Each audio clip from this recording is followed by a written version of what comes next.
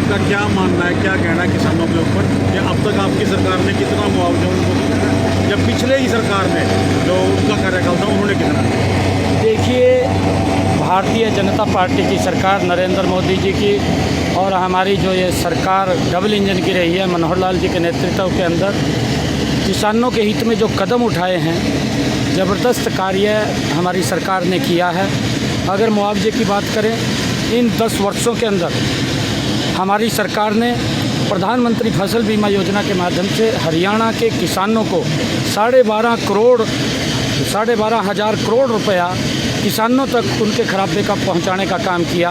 जबकि पिछले 10 वर्ष के अंदर कांग्रेस के शासन के अंदर मात्र 1156 करोड़ रुपया ही किसानों की फसल के खराबे का पहुंचा है और पूर्व की सरकार का 270 करोड़ रुपया भी ये मनोहर लाल जी ने किसानों के खाते के अंदर पहुंचाने का काम किया है। ये पहली ऐसी सरकार है जो किसान हित के अंदर लगातार मजबूती से कदम उठा रही है। चाहे प्रधानमंत्री किसान सम्मान निधि हो, 2 लाख करोड़ रुपया किसानों के खाते के अंदर पूरे देश के अंदर लगातार पैसा पहुंचाने का काम नरेंद्र मोदी की सरकार ने किया है। और उसके साथ साथ प्रधानमंत्री कृषि सिंचाई योजना, अगर हम देखें 2014 से पहले जितने एकड़ में किसान अपनी फसल उगाता था उससे 2 गुना ज़्यादा अब फसल अपनी वो पैदावार करने का काम कर रहा है। उसका परिणाम ये है कि नरेंद्र मोदी की सरकार ने और हमारी डबल इंजन की सरकार ने मनोहर लाल जी के नेतृत्व में जो प्रधानमंत्री कृषि सिंचाई योजना थी उसके माध्यम से सब्सिडी दे करके, चाहे ड्रिप इरिगेशन है चाहे स्प्रिंकल इरिगेशन है, उसके माध्यम से किसानों तक पानी पहुंचाने का काम ये पहली बार हमारी सरकार ने किया है, जिसका बड़ा लाभ ये किसानों को मिल रहा है। और उससे आगे भी मैं आपको बताना चाहता हूँ, नरेंद्र मोदी की सरकार ने जो कांग्रेस लगातार इस प्रकार का दुष्प्रचार कर रही थी कि एमएसपी बंद कर देंगे,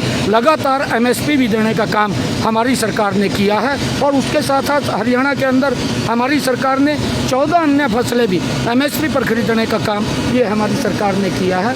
और उसके आगे भी मैं बताना चाहता हूँ, कांग्रेस की सरकारें पंजाब के अंदर भी रही हैं, राजस्थान के अंदर भी रही हैं, परंतु 2 फसलें जो केंद्र खरीदता था, गेहूं की और धान की, वही फसलें ही ये लोग खरीदते थे। एक भी दाना अन्य किसान का इन्होंने एमएसपी पर नहीं खरीदा। मनोहर लाल जी ने हरियाणा के अंदर 14 अन्य फसलें भी एमएसपी पर खरीदी, भावांतर भरपाई देने का काम किया। लगातार किसान को जो अन्य सब्सिडियाँ भी देने का काम हमने किसानों को किया है कि उनको सोलर पंप देने का काम किया है, 5 HP 10 HP, और उसका लाभ भी हमारे किसानों ने उठाया है। और उसके बाद उनके जो कृषि से अंतर थे, चाहे रीपर था, चाहे बेलर था, चाहे रूटावीटर था, ट्रैक्टर था, उसको भी सब्सिडी के ऊपर किसानों तक देने का काम किया है।